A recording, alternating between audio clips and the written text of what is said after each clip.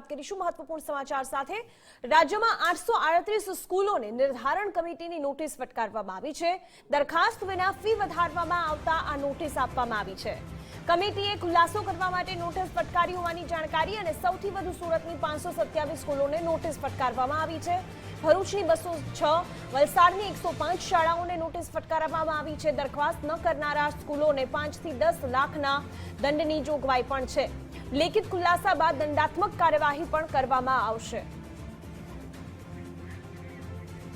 આનંદ પટની વધુ જાણકારી સાથે જોડાયા છે। આનંદ, અત્યારે જે નોટિસ ફટકારવામાં આવી છે શાળાઓને, તેને લઈને શું વધુ અપડેટ?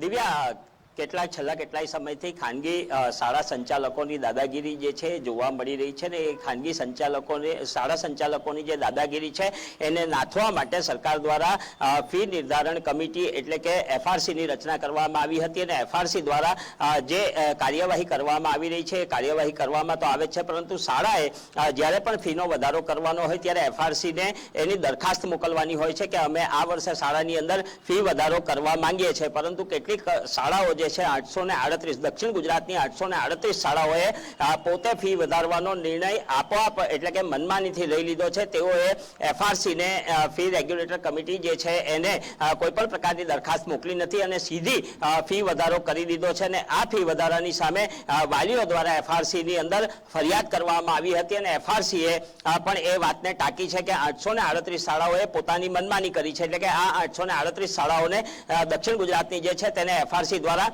નોટિસ મોકલી દેવામાં આવી છે અને આ તમામ શાળાઓ પાસેથી લેખિતમાં ખુલાસો માંગવામાં આવ્યો છે અને આ ખુલાસાની અંદર તેઓ કઈ રીતનો જવાબ આપે છે, કયા રીતનો ખુલાસો આપે છે, ત્યારબાદ એફઆરસી પોતાનું રૂખ ધારણ કરશે અને એફઆરસી એની અંદર જે કાર્યવાહી કરવાની છે, દંડાત્મક કાર્યવાહી કરવાની છે એ કરી શકે છે।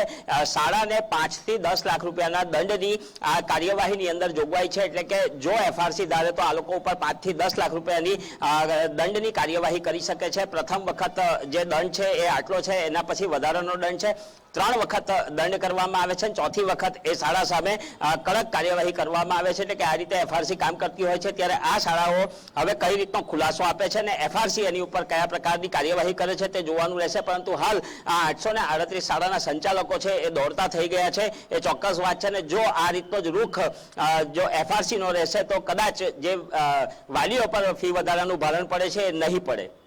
આનંદ, આપનો આભાર વધુ જાણકારી બદલ।